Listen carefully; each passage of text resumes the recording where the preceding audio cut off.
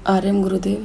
गुरुदेव, हमारी एक दिल्ली से दर्शक हैं रुचि, जो ये कहना चाह रही हैं कि आपने कोरोना के प्रकोप के बारे में बताया कि जो मांस मच्छी खाते हैं या स्तनधारियों को, जानवरों को खा रहे हैं, उन्हीं की वजह से ये कोरोना उन्हीं देशों में या उन्हीं स्थानों पे ज़्यादा अपना प्रकोप दिखा रहा है।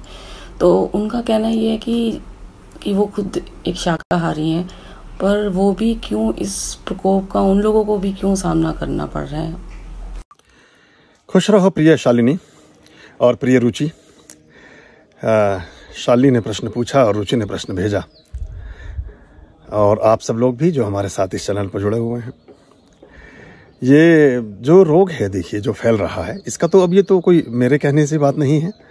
मेरे तो अगर डिस्कोर्सेज अब पिछले मार्च से देखें, जब से ये शुरू हुआ था, उसमें बहुत सारे संकेत, बहुत सारी चीज़ें हमने बताई हैं, जिनको अब जाकर के सारे लोग और WHO और बाकी चिकित्सा जगत भी स्वीकार कर रहा है।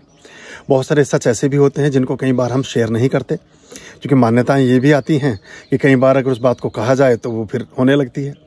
तो उसमें एक विधान ये आता है कि फिर ऐसी चीज़ को बोलने से बचो जो अशुभ हो। तो थोड़ा सा हम उस चीज़ के लिए बचते हैं। तो समाज में अब कहते हैं ना, एक मछली पूरे तालाब को गंदा करती है। अब ऐसा समझिए कि जैसे एक किसी ज़िले में या किसी डिस्ट्रिक्ट में दंगा हो गया, वहाँ कम्युनल राइट हो गए, वहाँ किसी प्रकार की सांप्रदायिक हिंसा भड़क गई, तो वहाँ के जो डिस्ट्रिक्ट मजिस्ट्रेट हैं उनको सस्पेंड कर दिया जाता है, उनको वहाँ से ट्रांसफ़र कर दिया जाता है, उनके लिए बहुत सारे प्रोविज़न हैं। तो क्या डिस्ट्रिक्ट मजिस्ट्रेट ने जाकर के दंगा थोड़ी किया था? या किसी जगह ऐसा होता है कि वहाँ जो है राष्ट्रपति शासन लगा दिया जाता है, तो कोई मुख्यमंत्री ने कोई गलत काम थोड़ी किया है, या वहाँ जो MLA हैं उन्होंने कोई अवैध काम थोड़ी किया है। सबको सज़ा मिलती है, सबको उस चीज़ के लिए भुगतना पड़ता है।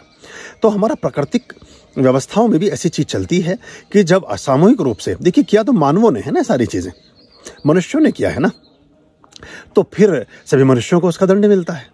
तो मृत्यु को आपको करुणा से जोड़ना पड़ेगा। आपको अपने जीवन संस्कारों को सदाशयता, दया और करुणा से जोड़ना पड़ेगा। आपको जो मानवीय जीवन जब मिला है, तो मानवीय होने के, मनुष्य होने के, मनु के वंशज होने के प्रमाण आपको देने पड़ेंगे दुनिया को। और वो तब हो सकते हैं जब आप मनुष्य की तरह रहें, और मनुष्य की तरह तब रहेंगे जब आप प्रकृति के सभी सहोदरों का, प्रकृति के सभी अवयवों का, प्रकृति के सभी प्राणियों का सम्मान करेंगे, रेस्पेक्ट करेंगे, स्वीकार करेंगे। मांसाहार जिन लोगों ने किया वो ज़्यादा प्रभावित हुए और ज़्यादा प्रभावित हो रहे हैं। लेकिन शाकाहारी भी इसलिए चपेट में आते हैं क्योंकि मानव से मानव में फिर फैल गया ना ये।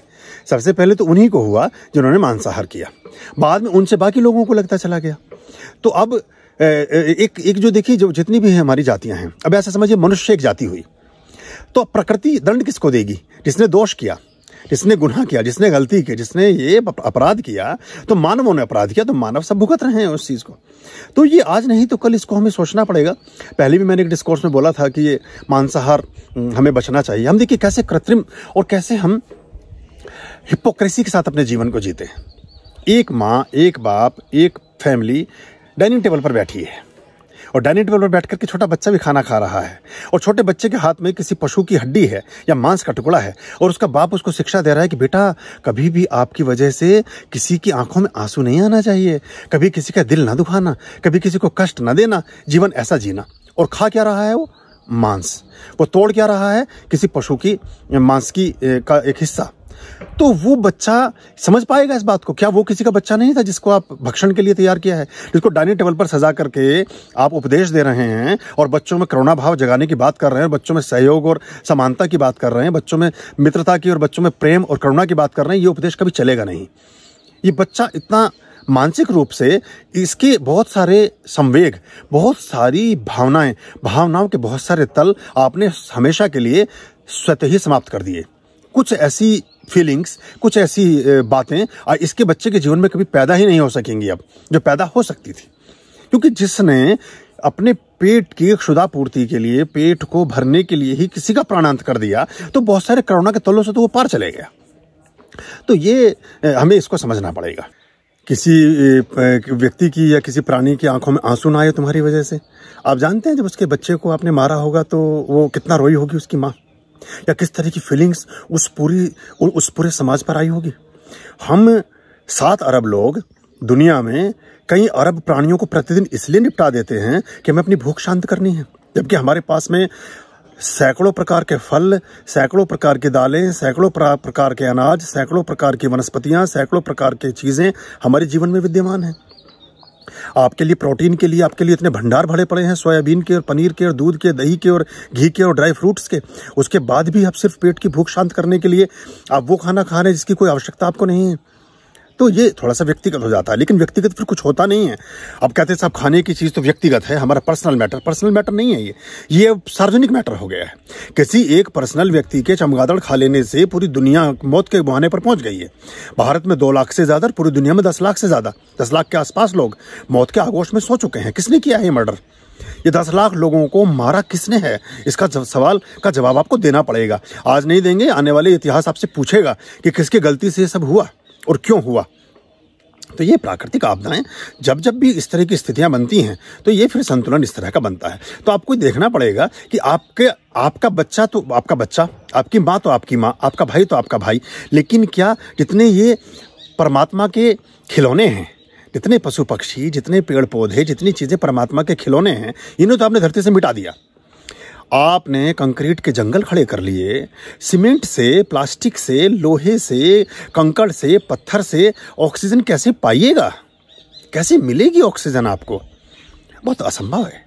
तो आप इसमें एक संतुलन आपने पहले ही रख लेना था। आप रखते तो देखिए संभवतः ऐसी स्थिति नहीं आती। महामारियां पहले भी आई हैं, लेकिन आई सब मानवीय चूकों से ही हैं, मानवीय चूकों से ही आई हैं। तो आप अगर इतिहास में जाते जाएंगे तो हर बार की महामारी के पीछे कहीं ना कहीं मानवीय चूक रही है। आप अगर प्लेग जैसा भी उदाहरण लें तो प्लेग उन भीलों में, उन जनजातियों में जो चूहे खाते थे उनसे फैला। आप अगर एड्स की बात करें तो ये HIV एड्स ये अप्राकृतिक संभोग से उत्पन्न हुआ है। जो साउथ अफ्रीका में जब आपने बंदरों के साथ, आपने कुत्ते बिल्लियों के साथ आपने मतलब बड़ी शर्मनाक बात है, लेकिन ये ऐतिहासिक, ये हिस्टोरिकल फैक्ट है। तो आपको नहीं कहेंगे तो फिर समझ में कैसे आएगा? ये सारी इस तरह से चीज़ें फैली हैं। आपने इबोला, आप जितनी बीमारियों का नाम लीजिए और आपको जान के एक और अब सुखद आश्चर्य आपको होगा। इबोला हो, पीला बुखार हो, प्लेग हो, आपका ये कोरोना के जितने भी वर्जन हैं ये हों, कोविड-19 हो और भी बहुत सारी ऐसी बीमारियां हमारे इसमें आई हैं जिनके कुछ मुझे नाम नहीं याद, HIV एड्स हो, ये कोई भी बीमारी भारत में नहीं जन्मी है। भारत ने झेला जरूर है इसको, लेकिन भारत में एक भी महामारी ने जन्म नहीं लिया है। चाहे ये स्वाइन फ्लू हो, जितने भी ये सब, कोई देखिए किसी पक्षी को खाने से हो रहा है, कोई किसी से। तो आपको ये समझ नहीं आ रहा है कि क्या भक्ष्य है, क्या अभक्ष्य है। आप मुझे बताएं पूरी दुनिया में कोई एक उदाहरण बताएं कि मूंग की दाल खाने से फलानी बीमारी लग गई, सेब का जूस पीने से फलाना रोग लग गया, आप ड्राई फ्रूट खाने से ये चीज़ पैदा हो गई, आपने पालक पनीर खाया था और फलानी बीमारी चालू हो गई, आपने ये पेड़ पौधे, अब बहुत से लोग प्ली देते हैं कि साहब पेड़ पौधों में भी जीवन है, फिर उनको क्यों खाएं। आप ये अपने बचाव का तरीका खोजते हैं। पेड़ पौधे प्रजनन नहीं करते, पेड़ पौधे संसर्ग नहीं करते, पेड़ पौधे प्राकृतिक व्यवस्था में होते हैं। और देखिए पेड़ पौधों में जो गुणवत्ता है वो मनुष्य में या किसी प्राणी में और है भी नहीं। बहुत कम प्राणियों में ऐसा देखने को मिलेगा आपको। एक पेड़ की आप एक छोटी सी शाखा काटें और उसे धरती में लगा दें, दूसरा पेड़ तैयार हो जाता है, बिल्कुल उसी के जैसा, उसी की जैसी उम्र, उसी के जैसे फल, उसी के जैसा रंग रूप, सब कुछ उसी के जैसा। आप मनुष्य की तरह नाखून काट के कहीं लगाइए, उंगली काट के कहीं लगाइए, आप उसका कान काट के कहीं लगा दें तो पूरा मनुष्य पैदा नहीं हो जाएगा। कोई भी जानवर को आप ऐसे पैदा नहीं कर सकते। तो कितने हम दीनहीन पहले ही कुदरत ने हमें बना करके भेजा है। और आप कितनी वनस्पतियों की, आप एक छोटे से गुलाब के फूल से 100 फूलों की क्यारी बना सकते हैं। आप बहुत सारे प्लांट्स इसमें आते हैं, बहुत सारे पेड़ पौधे आते हैं। हम आनंद वाटिका के बारे में आपसे शेयर करेंगे। हमने आनंद वाटिका के जो अनुभव अपने यहाँ किए हैं उसमें हमने जो पेड़ पौधे लगाए हैं उसके बारे में आपसे बताएंगे और आपको किस तरह से वो चीज़ें चलती हैं और काम आती हैं। तो हमें ये सोचना और समझना पड़ेगा। जितना जल्दी सोचें समझेंगे उतना अच्छा रहेगा। और फिर ये चीज़ें, अब कोई कुछ नहीं करेगा, देखिए सारी साइंस आपकी रखी रह गई। लेकिन आप मुझे बताएं कि क्या कोई जानवर इस रोग से मर रहा है? पूरी दुनिया में नहीं, पूरी दुनिया ना मरेगा, किसी भी रोग से नहीं मरेगा, क्योंकि वो तो प्रकृति, अब प्रकृति कैसे उसका बदला लेगी। अब ये सिर्फ यदा यदा हि धर्म से ग्लानिर्भवति भारत, अब ये सिर्फ बात सिर्फ किसी राक्षसों के लिए थोड़ी है। जिन राक्षसों की हम बात करते हैं, रक्ष, यक्ष, भैरव, किन्नर, गंधर्व, नाग, ये सारी उन्नत प्रजातियां जो मनुष्यों में ही होती हैं। तो राक्षसों की परिक्रमा, राक्षस कौन है? राक्षसों की व्याख्या में अब आप जाइए, आप मेरे से बुरा मानने लगेंगे, मेरी बात को सुनते सुनते या तो मेरे वीडियो को बंद कर देंगे या इससे बाहर चले जाएंगे। राक्षसों की प्रवृत्तियां देखिए, राक्षसों का हिसाब देखिए। अब राक्षस को ये नहीं है कि राक्षस बड़े बड़े सींग सिर पे लगे हैं और दांत निकाल रखे हैं और दाढ़ी मूंछें बढ़ा रखे हैं। ये तो हमने परसेप्शन बना दिया, फिल्में बनाने वालों ने, पेंटिंग्स बनाने वालों ने, चित्र बनाने वालों ने, किताबें लिखने वालों ने। लेकिन वो सब हमारे जैसे ही मनुष्य थे। उन मनुष्यों की जिनकी प्रवृत्तियां दूषित हो जाएं, जिनकी प्रवृत्तियां नकारात्मक हो जाएं, जिनकी प्रवृत्तियां विभत्स हो जाएं, और जो मनुष्यों की योनि में होते हुए भी मनुष्य कहलाने के अधिकारी ना रह जाएं, वो सब राक्षस हैं। फिर राक्षसों का वध कौन करेगा? भगवान करेंगे। उन्होंने लिखा है कि यदा ये धर्मस्य ग्लानिर्भवति भारत। तो वो जब भी धर्म की हानि होगी तब तब मैं धर्म की स्थापना। धर्म क्या है? सदाशयता, सदाचार, शिष्टाचार, सभ्यता, संस्कृति, प्रकृति का विकास, मानवता का विकास, मनुष्यता का उत्कर्ष, जीवन में सभी के प्रति सम्यक दृष्टि का बोध, जीवन में सभी के प्रति सम्यक भाव का बोध, जीवन में सभी के प्रति सत्कार का बोध, जीवन में सभी प्राणियों के प्रति स्वीकार का बोध, जीवन में सभी प्राणियों के प्रति मित्रता की भावना, ये सब है धर्म। और इससे आप दूर होते चले गए तो आप राक्षसों की श्रेणी में चले गए। तो राक्षसों को तो अब इसमें देखिए, अब गेहूं के साथ घुन भी पीसता है। अब अच्छे लोगों के साथ बहुत सारी मतलब बुरे लोगों के साथ बहुत सारे अच्छे लोग भी जा रहे हैं। ये प्रकृति का एक संतुलन है। क्या करिएगा आप? अब महाभारत के संघर्ष में कोई पांडव तो जरूर बच गए, लेकिन पांडवों की सेना भी तो समाप्त हो गई। वो यदुवंशी सेना समाप्त हो गई, जिस सेना के लिए, जो नारायणी सेना, जो कभी पराजित ही नहीं हो सकती थी।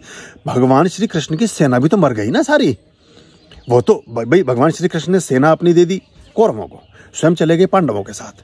तो इस संघर्ष में जब कौरव पांडवों का रक्तपात हुआ तो उनकी नारायणी सेना भी समाप्त हो गई। तो उसमें अच्छे बुरे फिर सभी मरते हैं। फिर उसमें भीम के पुत्र घटोत्कच भी मरे, फिर उसमें बर्बरीक भी मरे, भीम के पौत्र, फिर उसमें अर्जुन के पुत्र अभिमन्यु भी मरे। अभिमन्यु जैसा तो निर्दोष और निश्चल कोई पूरा पात्र नहीं है महाभारत में, फिर उसकी वो क्यों मर गया बेचारा? बस ऐसे ही मर गया कि एक आई थी, एक गलत चीज़ों का संस्कार पैदा हुआ और उसमें फिर बुरे लोगों के साथ साथ अच्छे लोगों की बलि भी चढ़ती है। जितनी जल्दी समझ लेंगे उतनी जल्दी बच जाएंगे। अभी भी नहीं समझ रहे हैं, अभी भी नहीं सुनने को तैयार हैं, किसी भी चीज़ को सुनने समझने को तैयार नहीं है। और याद रखिएगा, हादसे की कोई रिहर्सल नहीं होती है, किसी दुर्घटना का कोई पूर्वाभ्यास नहीं होता है, किसी एक्सीडेंट का कोई रियाज नहीं होता है, कोई रिहर्सल नहीं होती है। वो होती है या नहीं होती है। आपका जीवन सुरक्षित रहे, आप अपने जीवन में एक अच्छे बोध को उपलब्ध हों, आप कॉन्शियसनेस के साथ जिएं, आप अपने होश और चेतना के साथ जिएं और आपका जीवन सभी सुखों का सेतु बन जाए, ये हमारी कामना है। ओम स्वस्ति अस्तु। आर्यं शरणं शुभमस्तु संभव कर्ण